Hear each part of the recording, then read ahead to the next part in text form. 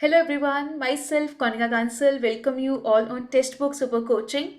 So जी as you know very well MPPSC commerce का assistant professor का exam बहुत जल्द आपके आने वाला है, ठीक है जी।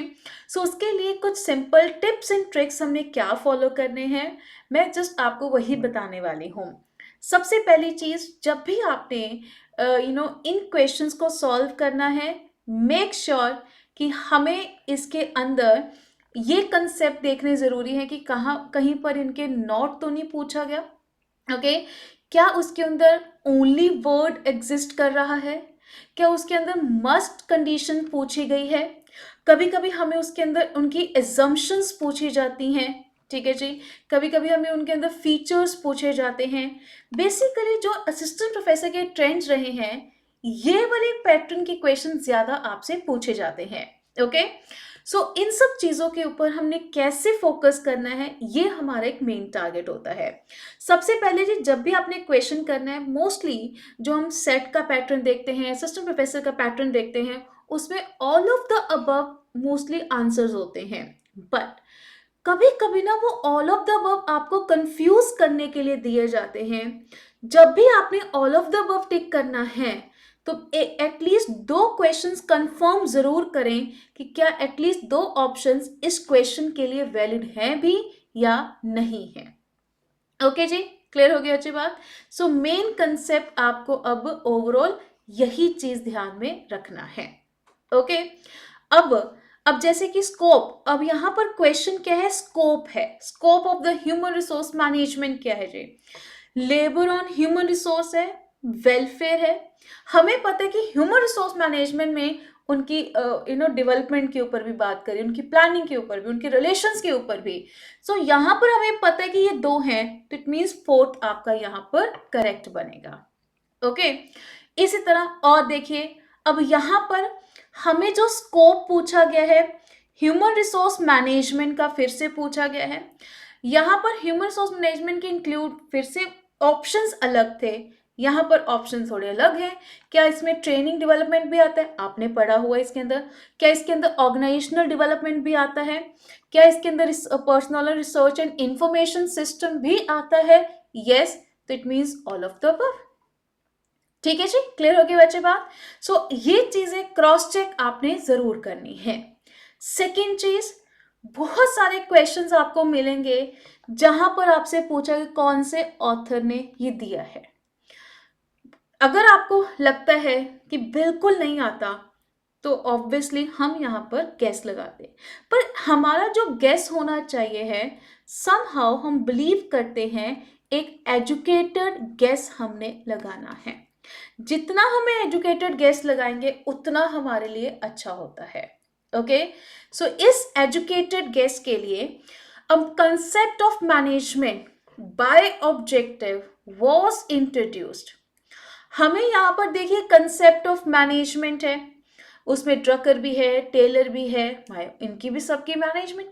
बट यहाँ पर बायो ऑब्जेक्टिव वाला जो हिंट है, हमें पता है कि वो कहीं ना कहीं एमबीओ वाला कंसेप्ट आ गया कि वो ड्रकर का है ना। सो यहाँ पर आपका आंसर 1 आ गया। सो यहाँ पर कोशिश करो एजुकेटेड गेस लगाने के लिए। इसी तरह अगर आप और आगे चलते हैं, आपको फॉर्मूलाज आपके टिप्स पे होने ज़रूरी हैं। ओके, और कोशिश करो कि जितने भी चाहे वो प्राइवेट है, पब्लिक कंपनी है, सोल प्रोवाइड, इनके मिनिमम एंड मैक्सिमम नंबर्स आपके ध्यान में होने चाहिए हैं। ओके, और बेसिकली जिस स्टेट का आप देने जा रहे हैं उनका करंट पोर्शन आपको क्लियर होना ज़रूरी है कि आपके करंट अफेयर्स में ज़्यादा इम्पोर्ट एंड एक्सपोर्ट किन चीज़ों का होता है, किन चीज़ों का नहीं होता है। ओके, अब जैसे यहाँ पर हम एक जैसे फिर से ये question, first step of the planning क्या है। अब वो प्लानिंग की प्रोसेस आपके अकॉर्डिंग तो है, बट जॉर्जर और टेरी के अकॉर्डिंग कौन सी है, ये भी आपको क्लियर होना ज़रूरी है। ओके, सो जैसे अब आपके लिए कुछ ऐसी टर्म्स पूछ लेते हैं। ओके, तो छोटी छोटी चीजें हैं जो पेपर के लिए वेरी स्मॉल है, बट हमारे पास पेपर में इतना प्रेशर होता है जो हमें कंफ्यूज कर देता है। राइट गाइस, सो प्लीज अब जैसे इनकी कौन सी किसने कंसेप्ट दिया है, इनके एजुकेटर गेस लगाइएगा। अगर नहीं पता है, स्कोप क्वेश्चन पूछा गया है, ऑल ऑफ द अबव करने से पहले क्रॉस चेक जरूर करिएगा। ओके। अब मैं आपको थोड़ा प्रैक्टिकल पोर्शन थोड़ा दिखाना चाहती हूँ, किस तरह के क्वेश्चंस प्रैक्टिकल का प्रोस्पेक्टिव है। जैसे ये है, नो डाउट हमारे सिलेबस में क्लियरली मेंशन नहीं है जीडीपी जीएनपी, पर स्टिल अगर इस तरह के क्वेश्चन आ जाए, एटलीस्ट आप क्या करो, फॉर्मूला देख लो।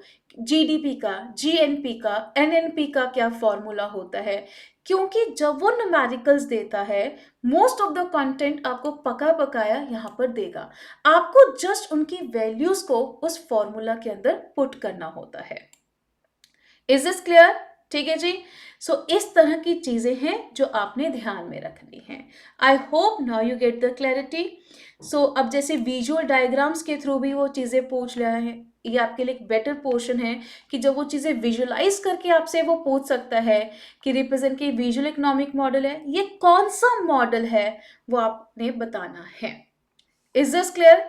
यही था जो मेन मैं आपको हाईलाइट करना चाहती थी कि क्वेश्चंस बहुत अलग होते हैं, क्योंकि इसमें ओवरऑल आपकी स्टेट का प्रोस्पेक्टिव, ओवरऑल प्रोस्पेक्टिव के बेसिस पे भी, एंड जो सिलेबस है वो भी आपसे पूछा जाता है।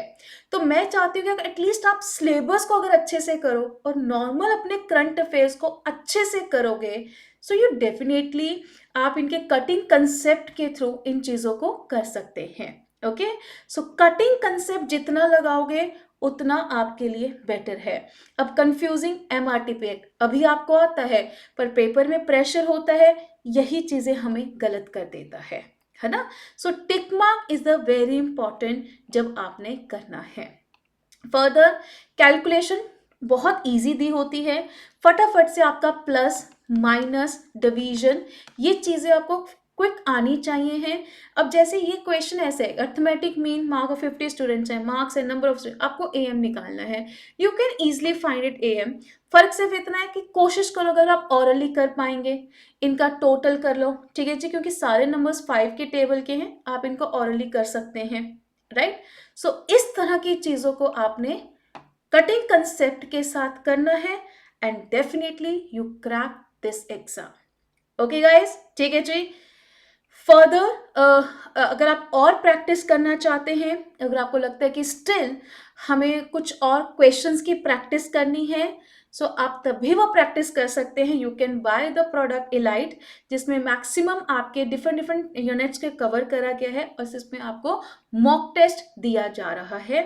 And further you can join the Telegram, जहाँ पर मैं आपको कुछ कुछ पोल, कुछ कुछ कंसेप्ट्स आपको देती रहती हूँ, जिसके बेस पे भी आप और क्वेश्चंस अभी प्रैक्टिस कर सकते हैं। Still we have enough time, जितनी प्रैक्टिस कर लोगे उतना बेटर है, क्योंकि आपको थ्योरी आती है, आपको बस प्रैक्टिस चाहिए है कि किस तरह के क्वेश्चंस कैसे फ्रेम होके आते हैं, वो आपका मेन काम है। ओके, बाकी जी don't forget to like and subscribe. बाकी अगर आपको कोई भी क्वेरी है, you can connect me on Telegram, I am always be there, right guys. All the very best guys, और बहुत जल्द आपके लिए वाईटी पे इनके PYQs भी हम डिस्कस करने वाले हैं, मैराथन भी आने वाले हैं, तो उसके लिए डेफिनेटली बने रहिएगा। All the very best guys, thank you.